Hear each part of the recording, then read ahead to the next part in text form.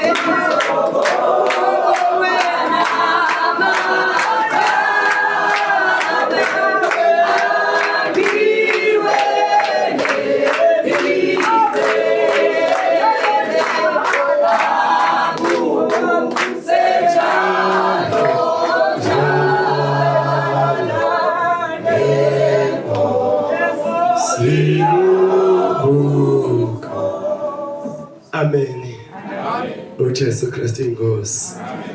Bingelela baba bamongameli necabinet yakhe egameni likaJesu. Amen. Bingelela uMamongameli necabinet yakhe egameni lenkosi uJesu. Amen. Bingelela obaba inhloko zamakhaya nomama abasizi bobaba. Ngibingelele nabantu abasha osesibami nobhuti bami nabancane Sunday school. Amen. Amen. Siyambonga uNkulunkulu kakhulu bazalwane. Namhlanje ke sihlangene ikugcwela bazalwane. Uthi kuyancipha kuyadla. Kusasokada kakhulu. Siyambonga Jesu kakhulu bazalwane. Uyena ozenzelayo okwentando yakhe. Egameni likaJesu siyambonga uNkulunkulu kakhulu. Siyaphakamisa ke bazalwane. Before nje ngiqale nje bazalwane ukungena ezweni bengicela ukuthobeka kakhulu ke ngifuna ukudlulisa isimemezelo la baholi ukuthi ngidlulise ukuthi nge4 inkonzo fasting singena umkhosi yeza nje la sizofuna ubuso bukaNkulunkulu. Siyazi ukuthi kuthiwa wonke umuntu uyashika lakhe zela abaya emsebenzini bavukela khona la bese behamba emsebenzini babuya futhi khona la. Amen. Futhi ngomgqibelo ayisikile isikhathi sama row ukuthi iqembu lapha abanye bangaphandle kuzobe kuhlelwe la. Kufunda izwi la. Kukhulekwa la. Kwenziwa konke uze koshona ilanga sisele emsebenzini kaNkulunkulu. Sabe sona siphumule. Amaqembu isikhathi sabo siphelile. Amen. Isikhathi sokufuna uNkulunkulu ngempela basalwane. Kunjalo nje bazalwane mazile ukudla fanele ukuthi beka kanjalo uze if masiphuma khona uwezwe nawo lamandla ukuthi unawo. Uma zoluhlala nje ube busy ukukhuluma izinto ezingamakho umuntu ngaphakathi kufanele ukuthi uyaslima phela manje. Uyaslima nje i spiritual life sizokonda. Siyonda. So into ebalulekile ukuthi sinifune uNkulunkulu bazalwane kakhulu. Sizofunda izwi nje kafushane bazalwane waseKorinte iqala Friday nge3 3 4 5 year after inkonzo so sehlukana bazalwane. Amen. Amen. Sibe ready siprepare sihlambuluke sivuma izono. Ungangene enkonzweni fasting isono ngahlambulukana. Amen. Ngoba ifasting angeke izenze lutho umkhulu wakho uzophampa la ubuyele emuva. Sazi izwi lisho njalo bazalwane kuIsaiah 59 verse 1 or 2 uthi bheka isandla saJehova sifinyeze usisindise nendlebe yakhe ayikuthunta uthi ngezwa athi verse 2 kodwa ububi bethu ubona ukuthi usahlukanise noNkulunkulu. Amen. Wenza ukuthi indlebe yakhe ibebuthunta angezwa noma uyakhuleka kangakanani uzofana nabafundi labakabhali abaze basika impela bememeza kungehla imlilo kodwa uElijah yena wehlambulukile wavela nje wakhuluma nje kanye wakhuleka uNkulunkulu wathi asibona wathi wehlumile waqothula yonke into. Amen. Mawuhlambulukile uhlanzekile uyehlumile ukushintsha impilo yakho nesimo sakho siqaqeke. So ngiyadinga ukuthi singene sihlambulukile kakhulu ke bazalwane egameni lenkosi uJesu. Amen. Amen. Ngokukhulu kusithoba nje bazalwane ngizocela ukuthi sithi ukufunda kancane nje aphathe kuya kwenkosi uJesu. Amen. Uhlitho kwebandla. Engakhala ngelinye ilanga lapha endlini. Ngathi ukukhala impela ngathi awunkosi. Shilo ungahlwitha nje umuntu engasala. Esibona nje bazalwane ukuthi khona lapho spiritual life bese the ukubamba kakhona. Wathi umuntu esikhalele uthi inkosi sisize sibandla lakho nabantwana bakho. Nempilo yami uyihawukele ukuthi ke ngihlale kuwe. Amen. Ngoba bazalwane phela ukuphana uthando uyabona manje phana uNkulunkulu kwisambulo chapter 2 kuverse sisibone sacela ncaka uNkulunkulu babishabalala asibongele izwi egameni lenkosi. Amen. Baba Nkosi somnini mandla wonke isiyabonga Nkosi yethu. Thank you Jesus.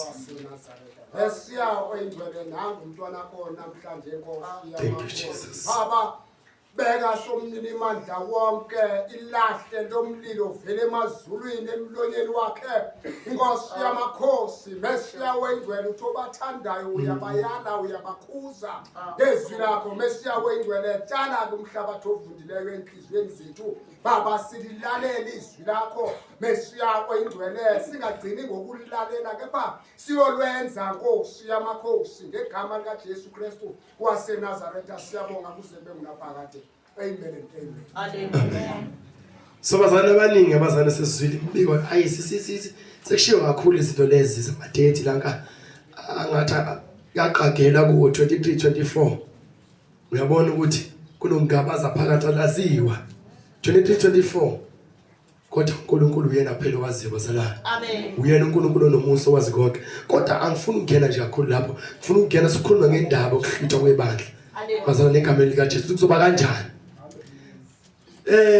bakhona eDuphini bayazi-ke besigijima incwadi yesambulo uNkulunkulu wangipha nje ukuthi ngiqonde understand incwadi yesambulo safunda from chapter 1 saya njalo sazothola ukuthi ibandla lihlutha kuphi phela khona abanye abazana abangazi ukuthi ibandla lihlutha kuphi bhale kuphi eBhayibhelini ukuthi ibandla lihlutha kuphi la Amen. kanti kulotshiwe kukhona nje la Amen. safunda safika khona sachaza uNkulunkulu esizo makho ngcwele kwachaza zonke into incwadi yesambulo nobunzima obuzayo nokuzingela kwebandla before uJesu ahlwithe ukuthi kuzokwenzeka la before lihlwithe ibandla sathola konke lokuthi okwamanje incwadi siphila kuyo isambulo chapter 6 uchapter 7 lapho kwenza khona irapture sathola ukuthi before kwenzeka irapture kwenzeka usambulo chapter 7 chapter 7 lapho kwenza khona irapture kodwa usambulo chapter 13 uya operate kumanje isilo sokuqala esiphumile esanikwa amandla bafunda verse 7 sanikwa amandla ukuthi silo nabangcwele sibanqobe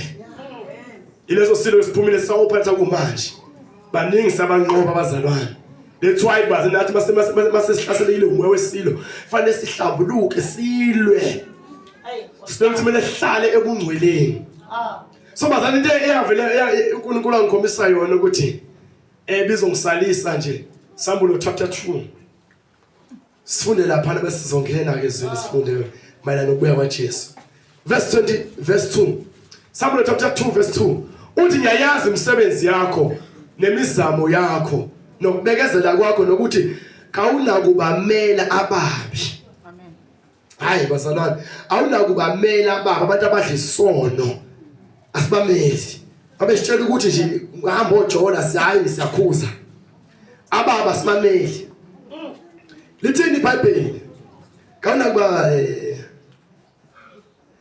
wabavivinya abazisho ukuthi bangabapostolo bengesibo wabafuna beqamba amanga abafundisi bamanga siyabazi siyabakhuluma sashumela angabe basebenza ama-anointing oil namanzi nemithi konke lokho bafundisi bamanga benza yonke lento siyabazi noNkulunkulu uyazi ukuthi vele siyabazi Amen. Athi verse 3 unokubekezela siyabekezela ekholweni mathi wazilule sakuzila babe nasivuke sikhule siyavuka sikhuleke mathi siyokhona siyathoba sambe senkonzo siphatha amaBhayibheli sigeze sibe bahle siyodumisa uNkulunkulu sidumise uyakwazi ukubekezela kwethu sinoma inhlupho sifika kodwa sizoma kuJesu singasuki wakhuthazela ngenxa yegama lami siyakhuthazela futhi bazana ngenxa yegama likaJesu sihlangane sila noma siyakhuthazela ngenxa yegama lenkosi uJesu uthi ke njena kawukhathalanga futhi asikhathele siyosiphikelelile nje siyasiphikelele siyosiphikelele sisakhuleka senza konke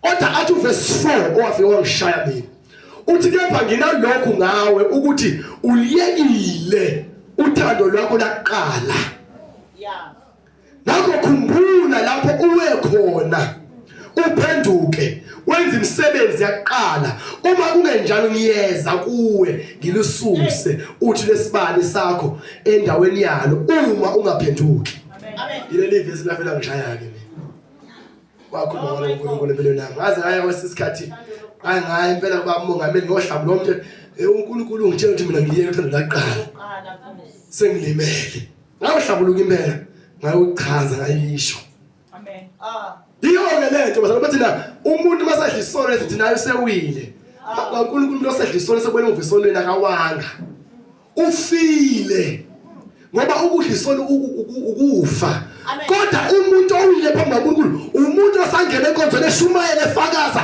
edumisa ekhuleka amasinde kodwa esewile phambi kaNkulunkulu. Amen. Uzosala umuntu onjalo ongesanalo uthando lakuqala leNkosi uJesu. Yileyo nto efika ngishaya ngasengikhala athi Nkosi ngihawukele. Ngiyavuma Nkosi angisenze njengaqala. Angisakhule njengaqala ngisalifunda iBhayibheli njengaqala. In the spirit uthando ushayekile. Into ebuhlungu ukuthi noma bazana sebekubona lokho uvela umuntu avele be-comfortable. Kube mnandi ahlabela akhuluma ngelimi shaya konke. Hayi mina wenze umsebenzi kaNkulunkulu uma nginciphile ngespirit. Amen. Kuba nzima nje. Akwenze ukuthi angeke bazana akubi mnandi ufike ukholwe kodwa uNkulunkulu engakhulumi nawe. Ayikho into ebuhlungu njengaloyo. Awazi ezulwini noma esogweni noma kunjani impela konje awazi lutho nje wena. And awuhluphi nokuhluphi ukuthi ake ngizama ukujula. Ngimfuni iNkosi uJesu aze nami akhulume nami ayishintshe impilo yami. Mama ungakhuleka uyalelo wakhuleka. Mama ufuna ukuthi uzenzele intando yakho. Mawuthanda ukuyeka isona awufuni ukusiyeka. Qhubeka usihle. Bafuna ukuthi uyahlambuluka. Mangafuni futhi awufuni. Ukhoze into wethanda ngakhona. Bezothemba ukuthi hayi ngiyazi 23 sihamba uyapi. Awuyindawo unamanga nje. So nje kuzomali njalo sikufihle ukuthi unamanga. Amen. uNkulunkulu ufuna yazi bazane ngoba ezohlitha uJesu uzolanda abantu laba abathestile the best yakhe laba abashunyeziwe ngempela base bahlukana nesono basizonda base babeka uphawu ukuthi laba bangabamike laba kizobahlwinde hambe nabo hayi laba uzothi nge20 banika koshitha ibandla nge22 sebezoshiya isono ke hayi ngihlonda family namhlanje ke hayi ngiyangcolisa ke sekumele ngihambe ke manje ngihamba noJesu elibeni sase lempande yesono ngaphathi kuwe. Amen. Uzohlithwa umuntu phela laba bazophinda ngoba bethi sasa ke uJesu yayo ngoba phela bazalane lethwaye uNkulunkulu elifihlile usuku ngoba ufuna ufike ngesikhathi esingalindile esaziwa umuntu ezolanda the best yakhe ngoba uSathane waxosha ezulwini ngoba wangena impande yesono kuye bamkhipha ezulwini nabo bonke abantu babasibamba bangena esindisweni kumele bedelive kukhishwe impande kwenza ukona kubo bese ngena imbewu kaNkulunkulu ekwenza ukuthi basizonde isono laba zophela ngosula kuthona phela nje namhlanje sasa kodwa indoda ikhona enhlizweni athi ayisenyali uthi liveke nini kule ndoda le ugcwele inkanuko zakho nje uthi liveke nini uzohlitha irapture. Amen. Bazalwane uNkulunkulu we-order lethwathi lifihlakele usuku. Amen. Lethwathi lifihlakele nje usuku uJesu uzolanda abantu abasizonda ngempela isono bemthanda deep down enhlizweni nabo bengathandiswe nento zasezweni ngoba kusho iBhayibheli labazana kulokho njani ngokaJohane chapter 1 John oqala chapter 2 yeah John oqala laba ngapha kwisambulo chapter 2 uze thini iBhayibheli abantu abohlishwa irapture yilaba ke aboshwa yizwi la John oqala chapter 2 verse 15 lithi iBhayibheli ihlosa konke isexwayiso sokungathandi izwe isixwayiso sokungathandi izwe mawuza kuJesu ukhipha uthando ukuthi uthande izwe alikhiphe kuwe ngaphakathi athi verse 15 lingathandi izwe nezinto ezisezweni uma umuntu ethanda izwe uthando likaBaba alukho kuye ngokuba konke okusezweni inkanuko yenyama nenkanuko yamehlo nokuzigabisa ngalokuphila akuveli kuBaba kodwa kuvela ezweni izwe liyadlula kanye nenkanuko yalo kepha owenza intando kaNkulunkulu uhlala kuze kube phakade. Abantu abazohlwitha abantu abenza intando kaNkulunkulu hayi abenza intando yomuntu abenza intando kaNkulunkulu. Ngoba beshile nje uma uthi kanjena kumele intando kaNkulunkulu iyenzeke empilweni ukuze sihlwithwe. Amen. Kaze mina lo sayenza intando kaNkulunkulu na noma sezintando yethu ngeke uze ucompromise uNkulunkulu ukuthi uzovele uhlale ngoba senze ukuthi uyabuya uJesu usoqala ke manje ke uhlukane nento lezi uNkulunkulu angafuni ke manje kodwa uthande enhlizweni zakho into zasezweni bese kubathi uJesu ukuhlwitha hambe nawe. No basalana. Into yethu basalana mina ngeke ngiyayifakaza ngishiyo futhi nasesethi mina lama data abawabekayo nokuthi abayisho angikholelwa sonke lezo zinto lezo. Ningixolela lo angikholelwa futhi ngeke ngize ngikholelwa. Into yami engizoyenza ngcono ngihlale ezwini laNkulunkulu elingcwele. Yize loNkulunkulu asho bese ngiba ready ukuthi anytime ngabuya zongilanda lento zisho umuntu ngingayazi spiritual life yakhe nokuthi lo muntu uNkulunkulu ngempela ekhulume naye na ngoba ngeke uvele ukhona into umuntu ayikhulumile ungamazi impilo yakhe ukuthi ispiritual life yakhe unjani phambi kaNkulunkulu na. Into esizana indlela ephepha ukuthi sihlale ezwini ngone sifika uNkulunkulu sisezwini sigcina izwi lakhe singcwele. Ngoba uNkulunkulu abazobalanda abantu abangcwele abagcine izwi lakhe abazohlithwa nerapture. Hayi labantu abazwenziwa abanye abantu sebekhona bathe bese beqala ukuphila ubungcwele bomuntu esethe. Kodwa iBhayibheli beliphatha eqhubeka enkonzweni engafuni ukuphila ubungcwele engafuni ukulungisa uNkulunkulu sase qhamuka vele amtshela ukuthi bese qala umuntu yalungisa ngoba sekukhuluma umunye umuntu ethe kodwa ngasakamlalela uNkulunkulu. Amen. Uza uNkulunkulu lo muntu. That's why ukuthi asibambelele ezwini. Into eright esafe yesabaza ngoba kukhona into eziningi la ngaphandle. Into eright esafe siyibandla. Bafuna uNkulunkulu axabana nathi. Umfuthi uNkulunkulu abe nathi asihlale ezwini. Amen. Yilo leli izwi esizohlolela ngalo. Athe izwi lakhe alibuyele emumva kulingawenzanga umsebenzi. Kodlula izulu nomhlaba kodwa angeke kudlule nagama nacishe nasini ungenze konke kulotshiwe la ezwini. Mina into ngisaba yenye enkulu ukuthi njena angifuni ukuthi uNkulunkulu umqambe manga. Mayithi ayikho wazi usuku nehora manje mangizokhonta abashona angifuni ungene esifana ukuthi ngithi uNkulunkulu naye umqambe manga wena. Lento ilobele eBhayibhelini into engekho into esizayo ukuthi ihlale ezwini yena uJesu bese sisiza egameni lika Jesu. Into nje kakhulu bazofuna sikhulume ngayo namhlanje ake sifunde lapha nabaThesalonika.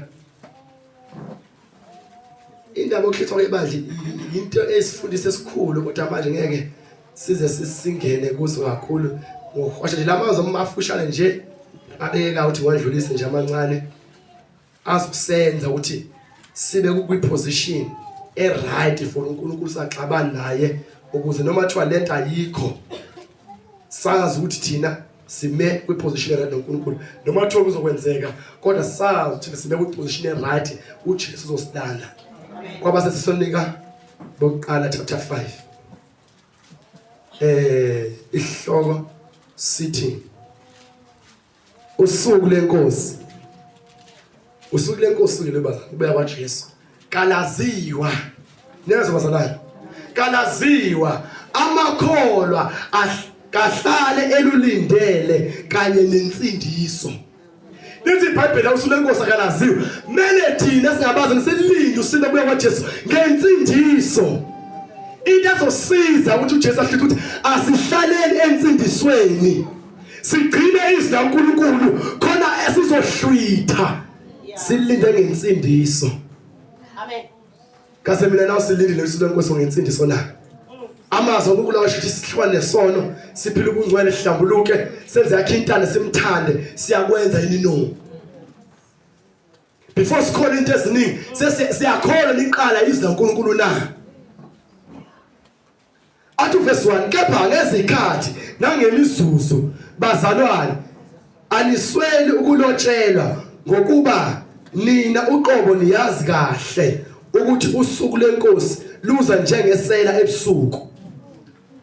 Inkosi umpostoli Paul lawe batshela ehola umoya woNkulunkulu ukuthi abazalwane bazi kahle imizuzu emizabasela ukulotshelwa nofundiswa betshelwe ngosuku lokubuya kwenkosi uthi bayazi kahle ukuthi luza njengesela ebusuku. Isolamani lizoganga kwakho liyakuthetha kusasa ngiyeza ngizoqhekeza ukuthi namhlanje ebusuku ngiyeza ngizoqhekeza nanjalo uNkulunkulu ufanise kanjalo ukubuya kwakhe njengesela uzofika singalindele. So that's why asihlaleni sekwinsindiso bazalwane. Into esikhulunywayo ikhona eBhayibhelini khona ukuthi uma kufika umprofeti esho into ethi uNkulunkulu leyo nto lemakhamba isikhathi mayenzeka lo mprofeti uqinisile ukuthi uNkulunkulu kodwa mayingenzeki leyo nto lo muntu athiwanga athunyanga uNkulunkulu. So into bathi ukuthi na lento lezi sizohlola sibambe ngezwi. Singavele shisha siqhumele entweni sibanga bafuna uba yibandla elizoba namandla lemthemba uNkulunkulu nalo futhi alithembe ukuthi sibambele lezwini lakhe. Singanyakaziswa singashekeki ungabi navalo. Ngoba uba novalo kulesijeziso. Wena iba ukuthokoza ugcine izwi laNkulunkulu uhlale ensindisweni ulungisa impilo yakho. Athi verse 3 nxa bethi ngokuthula nokuhlala kahle khona ukubhujisa kuya kubazuma njengemihelo ifikela okhulele abasoze baphunyuka. Amen. Nxa bethi hayi ukuthula ukuhlala kahle bese livele lifika lo lusuku. Umuntu wesifazane mayethwele usuke ngazi vela avuke ekusendini ahlele kube mnandi nje. Akabonele ukuthi ukuthela umntwana vele ukuthi ngesikhathi noma ngo10 uqale lifike limhele. Akazi na ukuthi namhlanje ngizomthola umntwana. Namhlanje imheli izongifika. Namhlanje vele ifike ngo3, ngo2, ngo5, ngo12. Anytime yafika engalindele. Na kanjalo uNkulunkulu kuya kwakhe ukukhombise kanjalo uzoba njalo ke. That's why kunzima ke. Ema date, mase faka ama dates. Manje siqale siqapheleke lapho. Masifuna uba yibandla likamoya eqinile ekukholweni bazalwane asibambelele ezwini laNkulunkulu. Ngoba ngeke uNkulunkulu akujezise ukuthi bungakholwa izinto abantu abezibezisho kodwa wena wavela wahlala wabambelele ezwini lakhe alishilo uzokwethemba uNkulunkulu ngoba nohlele ezwini. Yabona masifunda lapha sizohamba siyofunda lapha kuMateyu 24 manje nokuya kwenkosi uJesu. Masifunda lapha ku verse 16 khona la kule ncwadi le. Uthi verse 16 thokozani njalo lezwa bazalwane la inkosi lethokoze njalo singasabi lutho samnavalo. Phela mesithokoze njalo enkosini simesabe yena uNkulunkulu ngokugcina izwi lakhe sokhombiza ukuthi siyamthanda uJesu. Thokozani njalo khulekani ningaphezi kukho konke bongani ngokuba lokho kuyintando kaNkulunkulu kuKristu uJesu ngani ningamcimi umoya.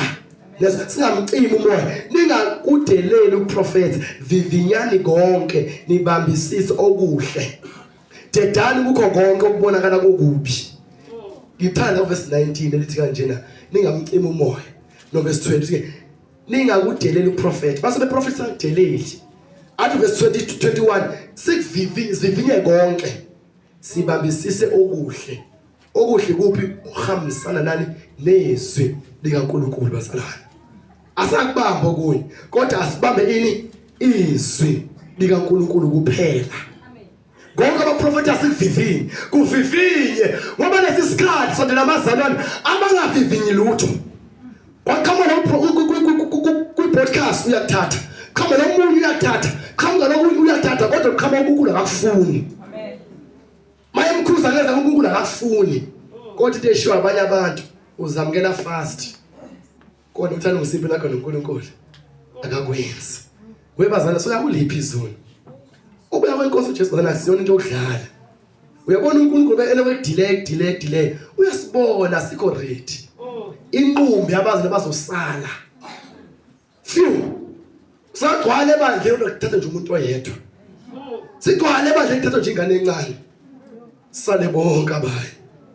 That's why bazalwane uNkulunkulu esho Mateyu 24 sizohlwitha sibaleka sizingelwa singabazalwane. Singasazenzo zasemhlabeni. Ungasakwazi ukubambelela into layibambile isono uNkulunkulu ukuthi iye ungayifuni. Iplan laNkulunkulu bazalwane akekho laziyo ngempilo zethu.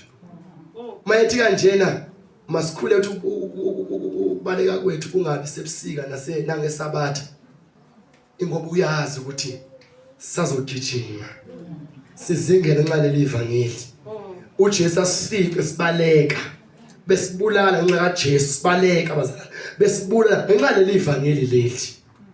That's why bethi abakhuleleka ngalosu nabanyelisayo maye kubo ngoba kuzobe kunzima. Ake sifunde lapha Mateyu 24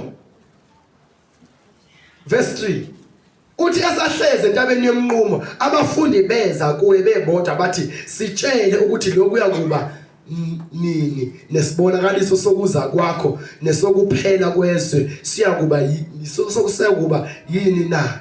Verse 4 uJesu waphendula wathi kubo, qaphelani ningadukisa umuntu. First thing ayisho, qaphela angabikho sokudukisa. Laphana abathonda besibitha 2 isho verse 3 uthi kanjena ukuya kwenkosi uJesu akuyi kufika ungafiqala uhlubuka bese kwambula umuntu ongenamthetho indodana yokulahlwa uhlithwa kwethu ukubuya kwaJesu nokubuthana kwethu kuye uthi akuyi kufika ungafiqala uhlubuka. Abantu bahlubukize kube libona belibhaliwe kodwa bahlubute bengaminto zabanye abantu. Uthi masiqaphelele singadukisa umuntu. Nathi namhlanje bazikhulunywa nathi asiqaphele singadukisa umuntu.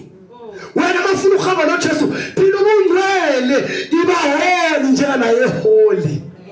Sigcina izwi lakhe masizibona siweak ekhomeni ngasafani naqala same sohlambula ukuthi Nkosi mina ngiyazibona ukuthi namlanqa seliphelile selishabalele ngicela ungithethelele sihlanze sihlambulule sivume izono zethu sibe ngcwele.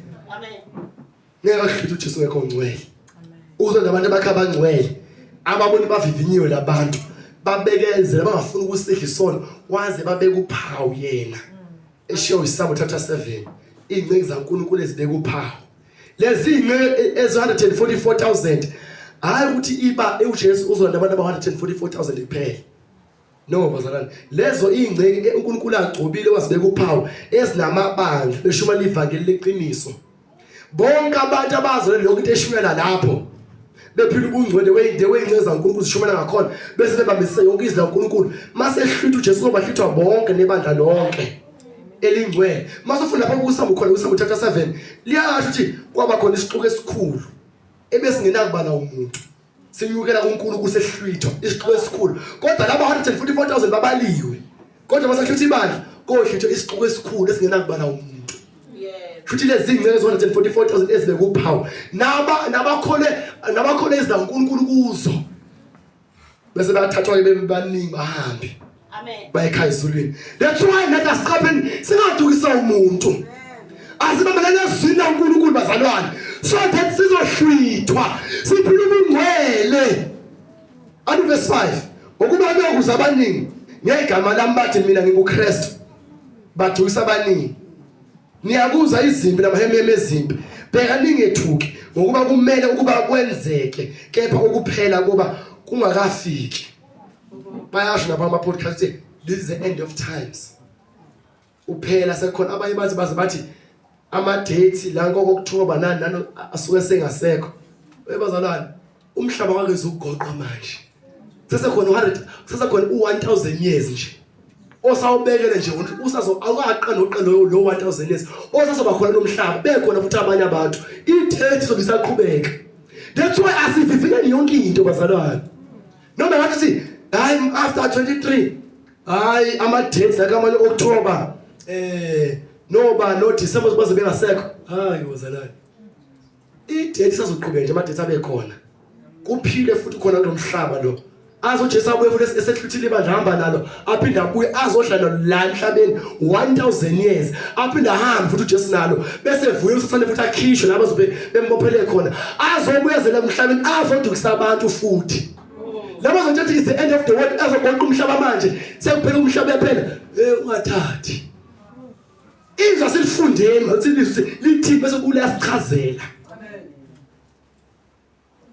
Singadukisa umuntu ke basala siyakuza iziphi imahememe ezimbi bheka ningethuma kuba kumele kuba kwenzeke kepha ukuphela kube kungakafiki ukuba isizwe sakuvukela isizwe umbuso uvukela umbuso kube khona indlala nokuzamazama kumhlaba izindawo ngezindawo kepha konke lokho kungukuqala kwemihelo yazwa imihelo iyaqala.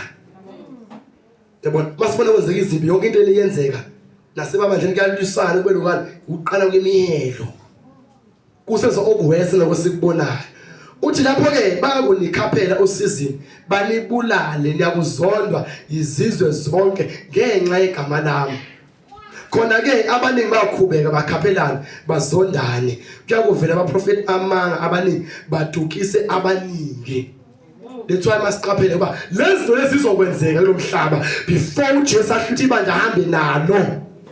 Basazozonda sonke sizona izwe lonke thola amaBhayibheli awashiswe. Lento amaKristu yakho. That's why lento ngiyibuye ngihlona kanjalo ukuthi ngoba uzoshiwa lento uma singenzeki lento. Bonke labantu abahlezi besebenzisa ukuthi uyabuya uJesu mangasabe ukuthi bese vele bethi yabona into bensindiso lokuthi ayikho. Kade bethi uJesu uyabakabuyi namanje balibekela idate ayenzekanga. Bese beya ku-internet. Bethathe bonke labafundi abadlisa abantu utshani betholela ibandla lankulu bebulela abantu emabandleni. Bengayibona le ndaba kaJesu into engekho. Buke emabandleni benzani. Balokhoza uNkulunkulu laba. Ayikho lento. Asibabulaleni. Siqede yonke lento. That's why bengihlwa ngalowo moya ngalolo lohlo uthi mhlambe mina kufezele lo ukuthi esho uJohn chapter 16 uthi uyeza uzosibulalayo uzothulela uNkulunkulu engamazi noNkulunkulu nendodana. Siyeza leso sikhathi.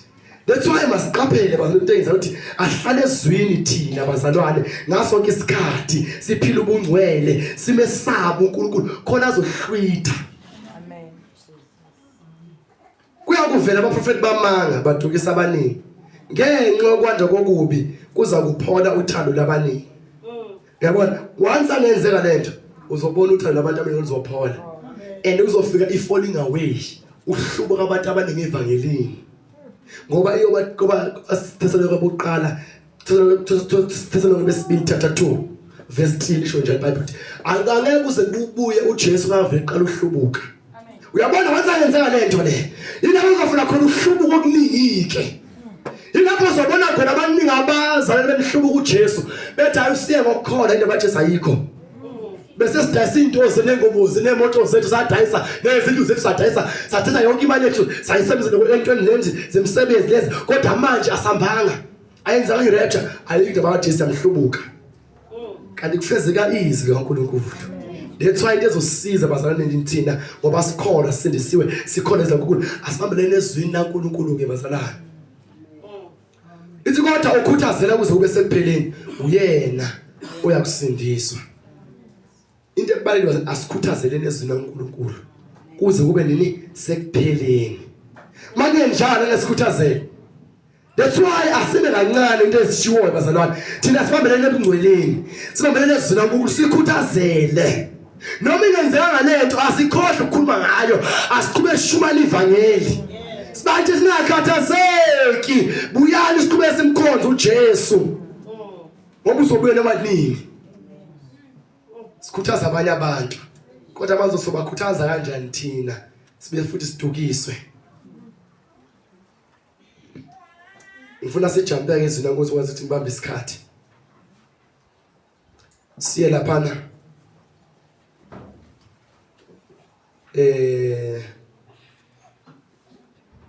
Ku verse 15 uthi ngakho ke nxa nibona amanyala encithakalo ashe uDaniel umprofeti endaweni engcwele ofunda makaqaphele khona abaseJudiya mababalekele ezintabeni ophezukwendle angehli ukuyothatha okusendlini yakhe osensimini angabuyeli emva ukuyothatha ingubo yakhe kepha maye kwabakhulelene abancebisana ngalezo zinsuku.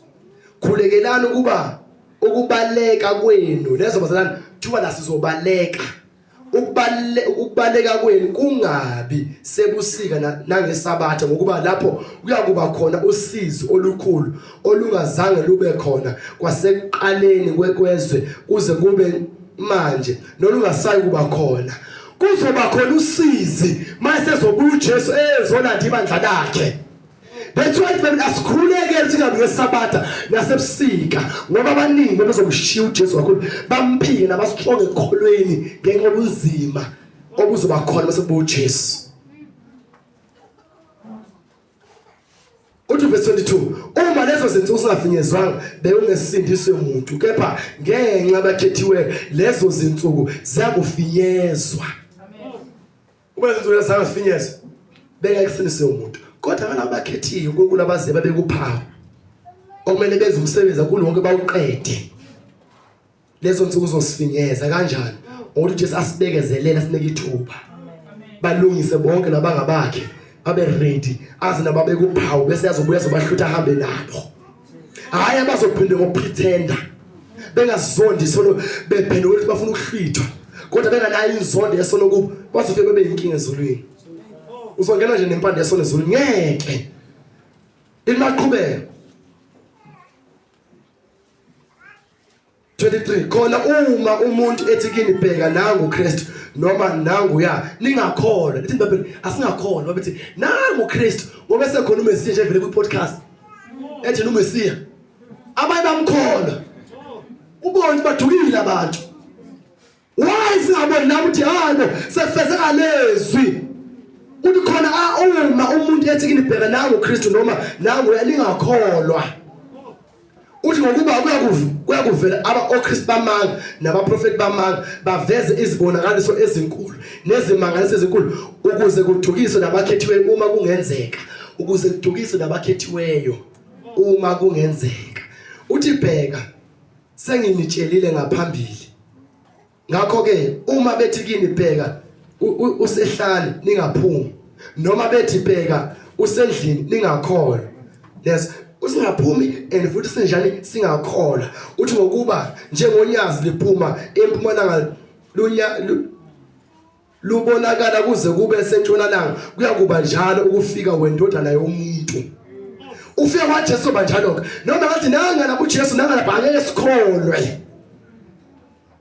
mina ngeke ngikholwe bathi usebethi ngedate ethi uyabuya ngeke ngikholwe lokho ngizokholwa yizwi kimi nje swini ukuze ngingadukisi ngoba iBhayibheli kovela oKristu bamanga nabaprofeti bamanga badukise nabakhethiweyo uma kungenzeka amen verse 28 noma lapho noma lapho kukhona isidumbu kulapho amanqe ayakubuthana khona lapho kucole khona abantu abazobubulewa amanqe azobuthana khona amadimoni azobuya khona nalapho abantu abafile phambi kaNkulunkulu bedla isono ilapho amadimoni azakuyo aba affecta abanye bangena amadimoni bese bekhuluma into zaNkulunkulu kuba athi uNkulunkulu okhuluma nabantu bamabanje le moya le ibakhulumisa izinto ezinkulu ejulile ebazana no Satan yakwazi umthatha umuntu amsesihogweni amkhombisa isihoko ambuyise bese umuntu ayakhuluma uNkulunkulu kusho uJesu hey asibeni careful uyakhona ukuququsana lezingene sokukhanya verse 29 kepha masinyane emva kosizi lwalezo zinsuku ilanga liyafiphasa yazwa mase ndlule lezi insizwe kuzingela ibandla lihlasela abaprofeti bamanje bephumile benze yonke lento kube khona usizi abantu baleke kuthi emva kwazo lezo zinsuku lezo ilanga liyofiphasa ilanga oqhaba khona ubumnyama ke ubunyama oqhaba ilanga liyofiphasa nenyanga ayikukhanya izinkaye ziyakuwa ezulwini namandla ezulu ayakuzanyazanyiswa kwavele bemnyama same time thola kunje mase buJesu namhlanje kwavele ukuthi sibebe bemnyama same time noma thola ilanga likhanya kanje vele bemnyama nenyeni kwabanye makusebusuku unyezi ukhanyisa kwavele uvaleke bese vele kohlini inkaye ziqhabe zona zehla zoshaya emhlabeni kodwa bonke abazobe nophawu kaJesu benomoya ingcwele kodwa uthi makuba mnyama bona uvela bakhanye njengoJesu ethi iBhayibheli maseqhamu mayibona isofana naye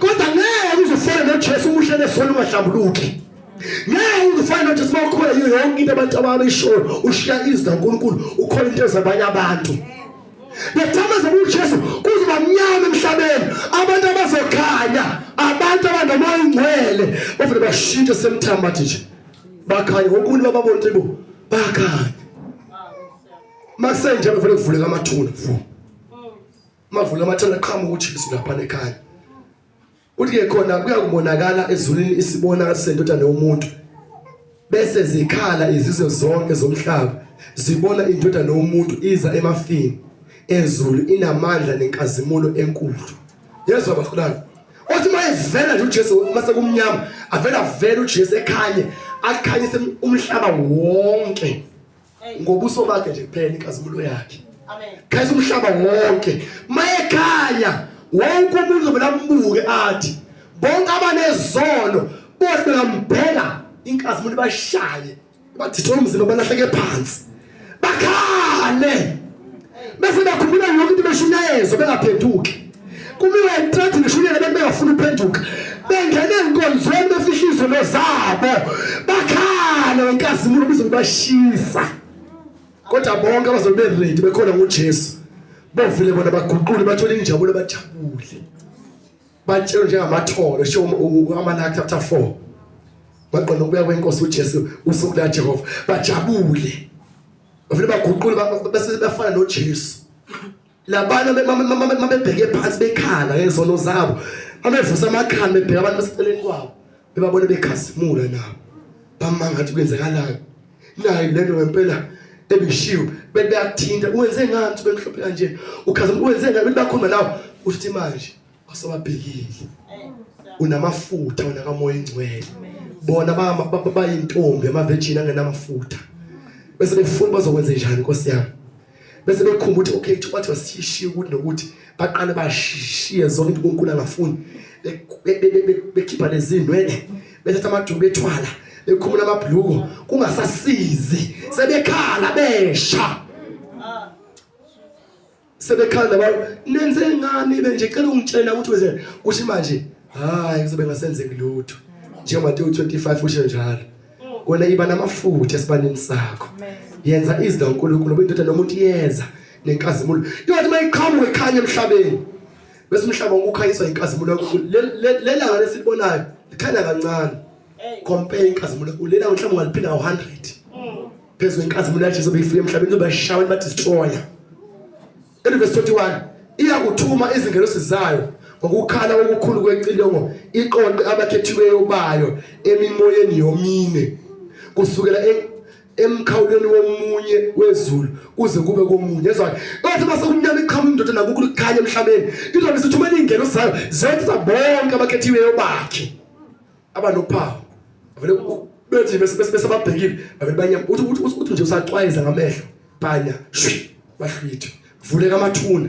phuma qala basemathuneni bandize bese balandela abanye abazana bahambe bonke abanophawu kuphela abantu abanophawu likamoya ingcwele angeke kushithe noma ngubani That's why kunzima ukukhola izinto esho abanye abantu ngoba umazi lo muntu eshilo ukuthi unomoya ingcwele na noma unemoya nje amadimoni ngoba wakhona into esho umuntu onemoya wena unomoya ingcwele ukushiya semthambo engcwele lento wayifana ukuthi bazotshela isangoma ukuthi yenza ukuthi unomoya ingcwele wena uyakushiya semthambo athi yabona that's why ke noma bekhuluma beshizo into basho into ezosiza ukuthi asingakholwa izinto abasho asibambelele ezwini ukuze umoya ingcwele engalahleki kithi sibheke ukuthi sinalo into ukuthanda uNkulunkulu kithi ngoba abantu bazothola umoya ingcwele bafuna la ufunda ngokaJohn chapter 14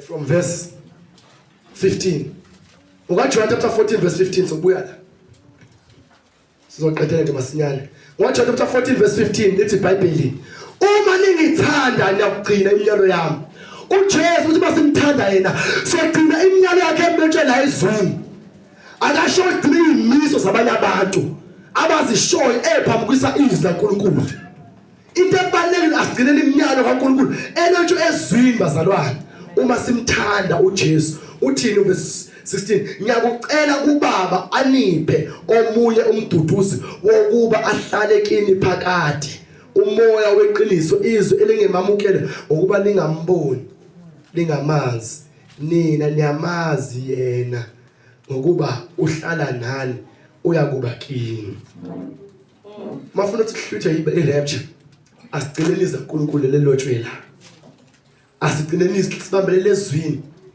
khona uJesu azosibona sithi siyamthanda sigcinelisa lakhe abese mthumela umoya ingcwele ezohlala kithi ibazalana uNkulunkulu uyasithanda ngeke azadebesela ukumkhonza kwethu ongako kuhle thothi uhlula into encane engaka uyayihlambula into iyakuhlula nawe ngaphathi uyayizonda ikhona indlela azoyenza uthi mayizohlwitha lento le akuyekise yona abanye khona izinto ezingameva kubo ngoba uyazi ukuthi obakhulula nje la obayekisa nje lokho bazomshiya uzobabamba ngakho abathi khona bangeke basiphakamise nami nyalazi lamiva ngihlezi nje noma ngiyayikhuleka lento thiwa le ngezisuke kuwe iyive zokuthobisa ngoba once yasuka mhlawumbe ngoshinto noshito nobuso bami ngabe manje ngisahlele wengihlenga khona ngihlezi ngijabulele nje ngingakhathazeki ngalo ukuthi ngihlezi nobuso ofanayo mhlawumbe ngoshinto ngibe nempakamo ngasangene nokungeneka but sanje sikhuluma nawe yebo ndini ya bafuna ukuzwa kini uzongibekezelela nje nomphathi imali engaka yabona khona izinto uNkulunkulu ezofaka kithi ezobameva khona ngezenza ukuthi siphakade so asimvumeleni uNkulunkulu kodwa nabazosilanda singabakhe bazalwane kuphela sigcineni izwi ukuze ngethi njani singalahlekelwa nguye asiqhubeke kuMateyu 24 sizithini iBhayibheli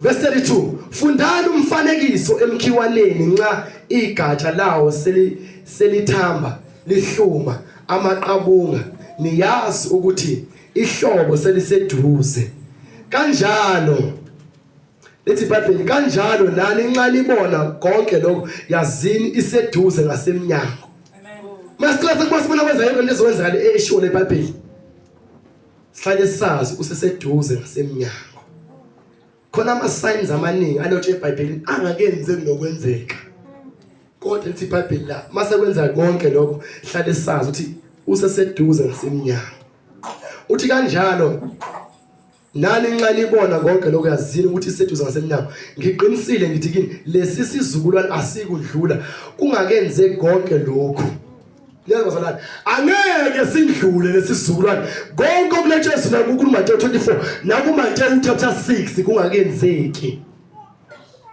uthi kuyakudlula izulu nomhlaba kepha amazwi ami awasoze andlula kwakusho uJesu nokuqhubeka uNkulunkulu wadala mina nawe uthi kodlula izulu nomhlaba kepha amazwi akhe awasoze andlula uthi kepha lolo suku nalelo hora kalaziwa uthi ke akakho owazi lutho ngalo nazingelosi 1 zasezulwini nandodana ngubaba kuphela mina yabona mangibalela bonke labantu abashoyo ukuthi idate yabatshela ubani abasho ukuthi ngandlula uJesu ngandlula ingelosi ngandlula uJesu ngase ngiya uNkulunkulu uqobo lakhe straight ngambona wase ngitshela idate kodwa basho bathi usho uJesu usho ingelosi abani basho bephamukwe nezwi laNkulunkulu that's why masiqaphele why bangathi bamdlula uJesu badlula ingelosi badlula uJesu base beqonda uNkulunkulu bambona ehlelweni sakhe bathi nawe uyakhazimula uJesu uNkulunkulu wase ngitshela ukuthi idate ithi kodwa bashite phamukwe nezwi laNkulunkulu that's why noma uyabusa ukholelwa abasana ngiyacela asibaxeki bona bakushite ukuthi sifuna ukubona kuzokwenzeka kodwa okuzosiza ukuthi asikhole yizwi ubaba kuphela owazi usuku amen uthi verse 37 ngokuba njengasemihleni kaNoah kuyakuba njalo ukufika kwendodana yomuntu ngokuba njengasezinsukwini lezo ezandulela uzamcolo babedla bephuza beganwa bendiswa kwaze kwafika usuku Noah angena ngale emkhunjini abazanga kwaze kwafika uzamcolo wabakhukhula bonke kuyakuba njalo ukufika kwendodana yomuntu emhleni kaNoah zangasho uNoah ukuthi uNkulunkulu sengitshela ukuthi ngosolo ukuthi esikhathi sokuthi uzovala umnyango womkhumbi ngenani kodwa ukuthi uthe uNkulunkulu uzothi uzamcula emhlabeni ngenani kungakavalwa kodwa namhlanje kwaziwa ama dates bazalwane into ezosiza ukuthi asimele ezwini ngiyacela ngiyasicelela ngokubele kukaNkulunkulu ukuthi asimele ezwini amen namhlanje ngiyacela mafuna ukuhlutha irapture uJesu ngoba ngenze ukuthi uyasitest uNkulunkulu ukuthi ngempela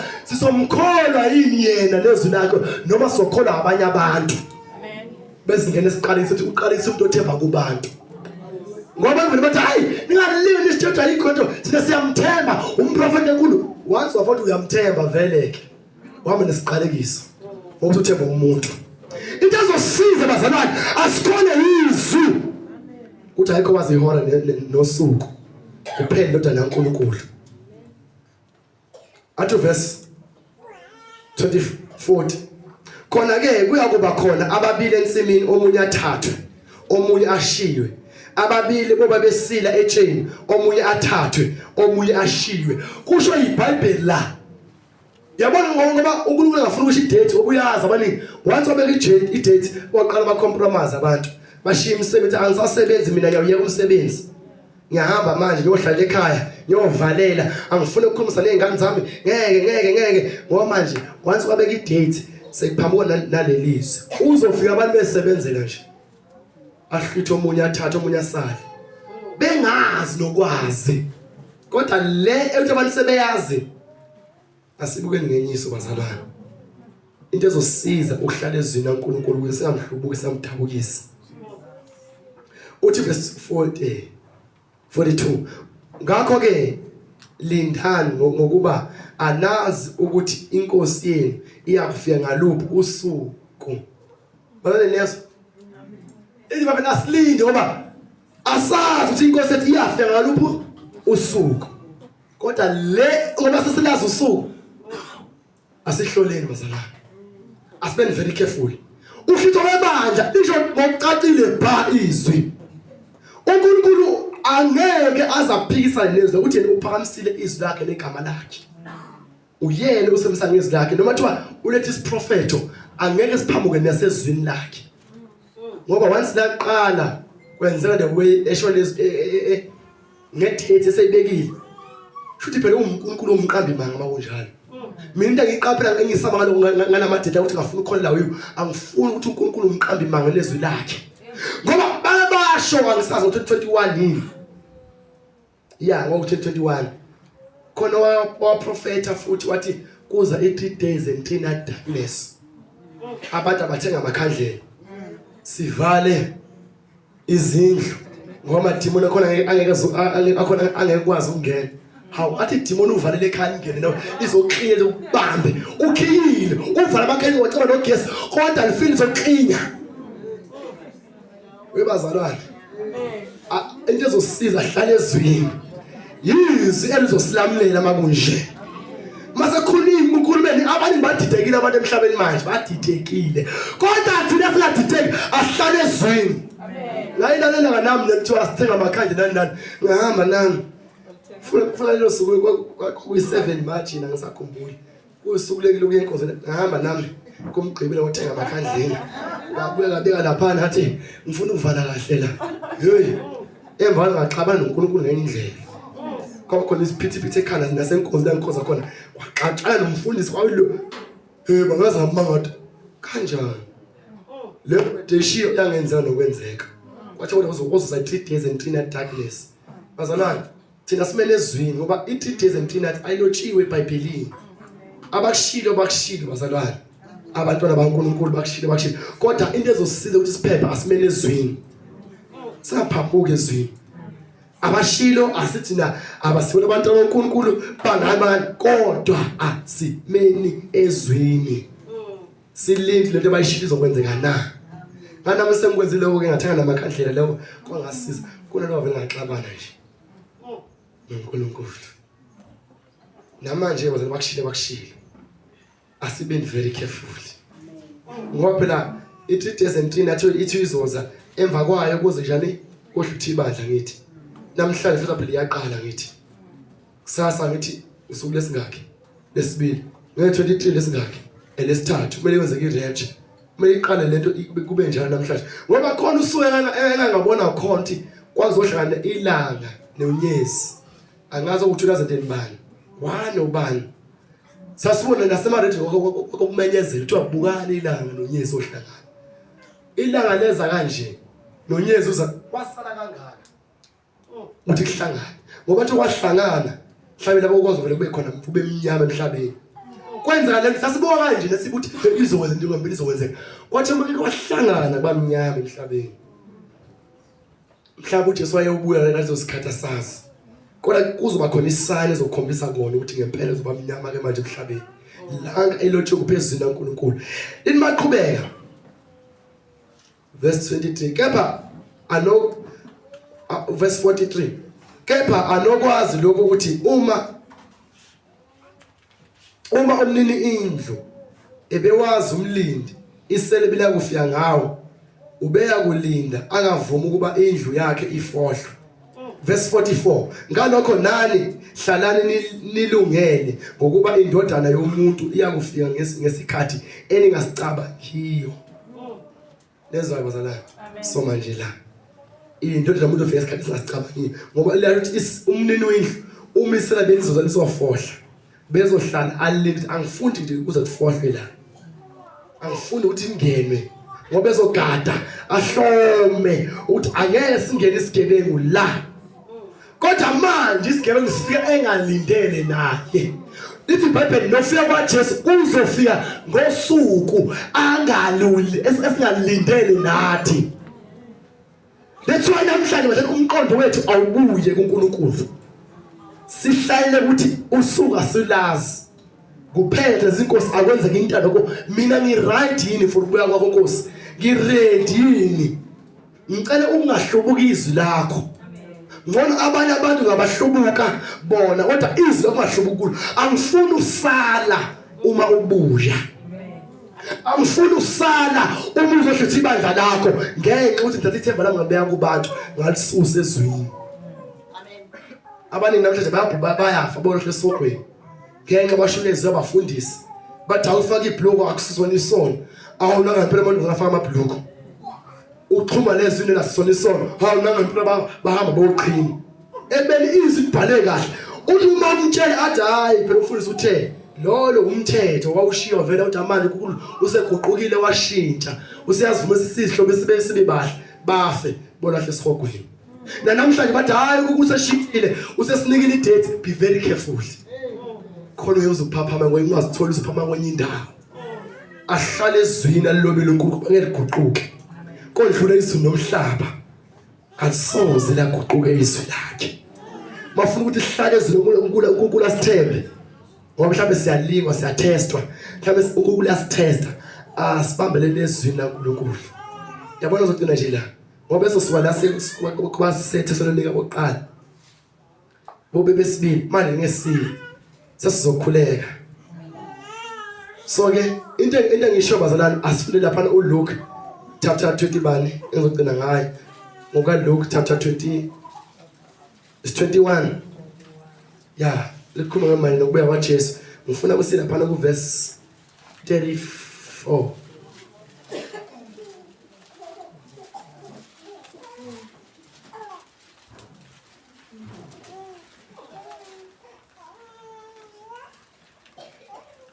As verse 34, xwayani ukuba izinhliziyo zenu zingasindwa ngokuminza nokudakwa nokunaka okwalokuphila lunuzume lolo suku ningazelele ukuba liyakufika njengogibe phezulu kwabo bonke abahlezi emhlabeni wonke. Kanjalo lindani ngezikhathi zonke. Nathi asinengekhathi zonke. Nikhuleka ukuba nibe namandla okuphepha kukho konke lokho okuyakwenzeka nokuma phambi kwendodana yomuntu. Niyazi bazalwane, asixwayeni inhliziyo zingasindwa. Ukukhathazeka nokudakwa nokuminza beze lo suku liyasizuma. Ngoba inhliziyo yakho isindwa kangaka na inkathazo nenkinga nokuhlushwa izingane. Kodwa uyahlutha nge-24 uyahamba. Uzohamba kanjani inhliziyo yakho isindwa na? Khipha yonke into esindayo hlambuluka. Kukhipha okusindayo. Khona ungeke usale mayebuthi Jeremiah 25 noma nge-29 noma yinini.